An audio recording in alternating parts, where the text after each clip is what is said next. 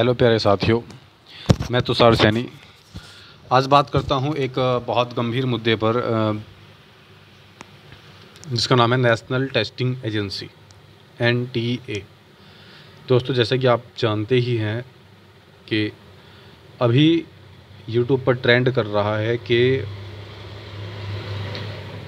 NEET के paper में धांधली हुई है। देखिए दोस्तों, ये तो कहीं ना कहीं सच है कि सिस्टम में कुछ ना कुछ तो गड़बड़ी है। NTA नेशनल टेस्टिंग एजेंसी जो नीट के एग्ज़ाम को कंडक्ट कराती है, वो नेशनल टेस्टिंग एजेंसी, उसने लगभग 67-68 स्टूडेंट्स की 100 परसेंटाइल दी है। यानी कि 720 में से 720 नंबर लाने वाले लगभग 68 यानी लगभग 70 बच्चे ऐसे हैं जिन्होंने 100 परसेंटाइल को गेन किया है। और दोस्तों, आपको पता है कि 2024 में 24 लाख अभ्यर्थियों ने नीट का एग्ज़ाम दिया था।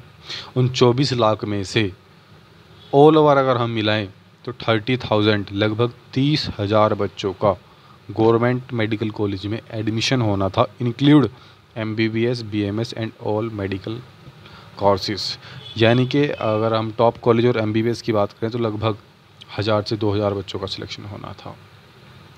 तो हुआ ये कि अब की बार 720 में से 650, 630, 35, 40 नंबर लाने वाला बच्चा भी MBBS में एडमिशन नहीं ले पा रहा है। एक अच्छे गवर्नमेंट कॉलेज उसको नहीं मिल रहा है फॉर MBBS। तो है क्या एग्ज़ाम का पेपर इतना इजी बना दिया कि सभी के 720 में से 720, या फिर NTA ने कुछ कोचिंग से पैसे लेकर के उनकी रैंक निकाल दी? देखिए दोस्तों, गवर्नमेंट अपने इलेक्शन में बिज़ी थी और इसी टाइम में ये पूरा का पूरा चक्रव्यूह रचा गया और एक तरीके से बच्चों के भविष्य के साथ खिलवाड़ हुआ। ये कोई पहला चांस नहीं है। अभी 2024 की अगर हम लेटेस्ट अपडेट की बात करें, RO का एग्ज़ाम जिसके लिए लगभग 20 लाख अभ्यर्थियों ने आवेदन किया था 411 पदों के लिए, वो भी पेपर लीक हुआ। जो भी कांस्टेबल जिसके लिए 50 लाख बच्चों ने आवेदन किया था, वह भी पेपर लीक हुआ। PET 2021 प्राइमरी एलिजिबिलिटी टेस्ट जो होता है वो भी लीक हुआ। कोई एग्ज़ाम बिना लीक के हो ही नहीं रहा है दोस्तों। एक छोटा बच्चा, एक स्टूडेंट जब सोचता है कि मैं पढ़ के कुछ बनूंगा और ऐसे हादसे देखेगा, क्या होगा इस देश का?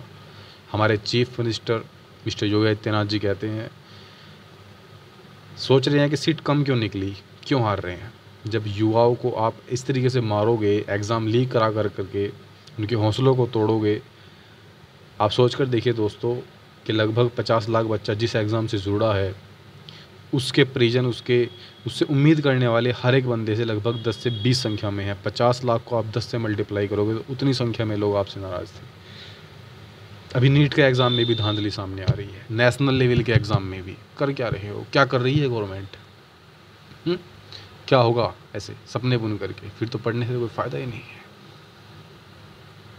पूरा सिस्टम एक भ्रष्टाचार की चपेट में है और एक बहुत गंभीर मुद्दा है, बहुत गंभीर बात है कि इसमें भी धांधली सामने आ गई। नीट के एग्ज़ाम में भी AIR रैंक वाले 70 बच्चे और 650 नंबर लाने वाले बच्चे का भी सिलेक्शन नहीं हो रहा है। इसका मतलब पढ़ना ही छोड़ दे। 650 नंबर लाने के लिए कितनी रातों को जगना पड़ता है। 650 नंबर लाने के लिए कितनी मेहनत करनी पड़ती है दोस्तों। ये हो क्या रहा है, देखिए आप।